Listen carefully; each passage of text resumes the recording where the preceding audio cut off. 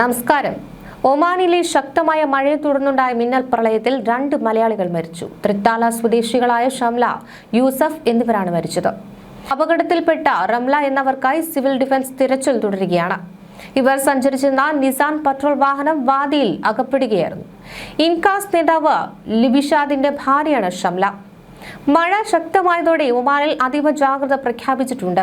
Amerat ബൌഷർ road താൽക്കാലികമായി അടച്ചു. വടക്കൻ തെക്കൻ അൽബാത്തിന, മസ്കറ്റ് എന്നിവിടങ്ങളിൽ ഇടിമിന്നലോടുകൂടിയ മഴ തുടരുകയാണ്. വാദികൾ മുറിച്ചു കടക്കാനോ അരികിൽ പോകാനോ ശ്രമിക്കരുതെന്നാണ് അധികൃതർ കർശന നിർദ്ദേശം നൽകിയിട്ടുള്ളത്. ഒമാനിലെ ഇൻകാസ് നേതാവ് ലുബിഷാദിന്റെ ഭാര്യയാണ് ഷംല. യൂസഫിന്റെ കുടുംബത്തോടൊപ്പം പെരുന്നാളിന് യാത്ര പോയതാണ്. 4 കുട്ടികൾ ഉൾപ്പെടെ 6 പേർ അപകടത്തിൽ നിന്ന് രക്ഷപ്പെട്ടു. ഒമാനിൽ അതിശക്തമായ മഴ മുന്നറിയിപ്പാണ് പുറപ്പെടുവിച്ചത്. 24 മണിക്കൂറിനകം ശക്തമാകുമെന്നായിരുന്നു മുന്നറിയിപ്പ്. വിവിധ ഇടങ്ങളിൽ മഴ തുടങ്ങിയതിനെ തുടർന്ന് അമറാത്ത് ബൌഷർ റോഡ് താൽക്കാലികമായി അടച്ചു. വാഹനയാത്രക്കാർക്ക് ജാഗ്രതാ നിർദ്ദേശം നൽകിയിട്ടുണ്ട്.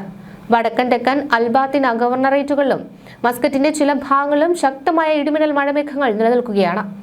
വാദികൾക്കരികിലേക്ക് പോകുന്നതിനും വാഹനം ഓടിക്കുന്നതിനും ഒക്കെ ജാഗ്രത വേണമെന്നാണ് നിർദ്ദേശം. തൃത്താല സ്വദേശികളായ ഷംലയുടെയും യൂസഫിന്റെയും മരണം പ്രവാസി മലയാളി സമൂഹത്തിന് തീരാ നോവായി മാറുകയാണ്. പെരുന്നാൾ അവധി ആഘോഷിക്കാൻ ഒത്തുചേർന്ന കുടുംബം സഞ്ചരിച്ചിരുന്ന കുടുംബത്തിന്റെ എല്ലാ സന്തോഷങ്ങളും കെട്ടടങ്ങുകയായിരുന്നു. വാഹനത്തിലുണ്ടായിരുന്ന 10 പേരിൽ 4 കുട്ടികൾ ഉൾപ്പെടെ 6 പേർ അതിസാഹസികമായി രക്ഷപ്പെടുകയായിരുന്നു. വാഹനം വെള്ളത്തിൽ ഒലിച്ചു പോകുന്നിടെ ഇവർക്ക് പുറത്തിറങ്ങാൻ സാധിച്ചതാണ് ജീവൻ തിരിച്ചു കിട്ടുവാൻ കാരണമായത്. അപകടത്തിൽപ്പെട്ട് കാണാതായ ഷംലയുടെ ഉമ്മ റംലയ്ക്ക് വേണ്ടി തിരച്ചിൽ Oman civil defence and ambulance authority ശക്തമാക്കിയിട്ടുണ്ട്. ഡ്രോണുകളും മുഗൾ വിദഗ്ധരും സ്ഥലത്തെത്തി പരിശോധന നടത്തുകയാണ്. ഒമാനിലെ പ്രമുഖ സാമൂഹിക പ്രവർത്തകനും ഇൻകാസ് നേതാവുമായ ലുബിഷാദിന്റെ ഭാര്യയാണ് മരിച്ച ഷംല. ലുബിഷാദും കുടുംബം പ്രവാസി സമൂഹത്തിൽ ഏറെ സുപരിചിതനായതിനാൽ വലിയ ഞെട്ടലാണ് സുഹൃത്തുക്കളും സഹപ്രവർത്തകരും. ഒമാനിലെ വിവിധ പ്രദേശങ്ങളിൽ അനിശ്ചിത കാലാവസ്ഥ തുടരുന്നതിനാൽ മഴയും ഇടിമിന്നലും ശക്തമാകാൻ സാധ്യതയുണ്ടെന്നാണ് കാലാവസ്ഥാ വകുപ്പ് മുന്നറിയിപ്പ് നൽകുന്നത്.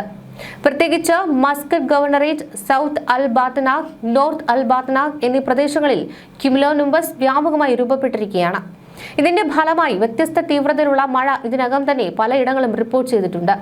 കാലാവസ്ഥാ വിദഗ്ധരുടെ മുന്നറിയിപ്പ് പ്രകാരം ഈ മേഖലാ സംഘടനകൾ അടുത്ത ദിവസങ്ങളും തുടരുവാൻ സാധ്യതയുള്ളതിനാൽ ഇടിമിന്നലോടുകൂടിയ മഴ ശക്തി പ്രാപിക്കാം.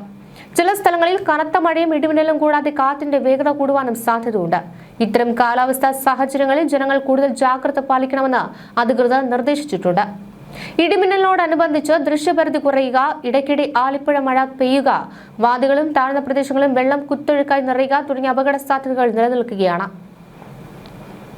പ്രത്യേകിച്ച് വാഹനം ഓടിക്കുന്നവർ ജാഗ്രത പാലിക്കണമെന്നും വെള്ളം നിറഞ്ഞ റോഡുകൾ കടക്കുന്നത് ഒഴിവാക്കണമെന്നും മുന്നറിയിപ്പുണ്ട്.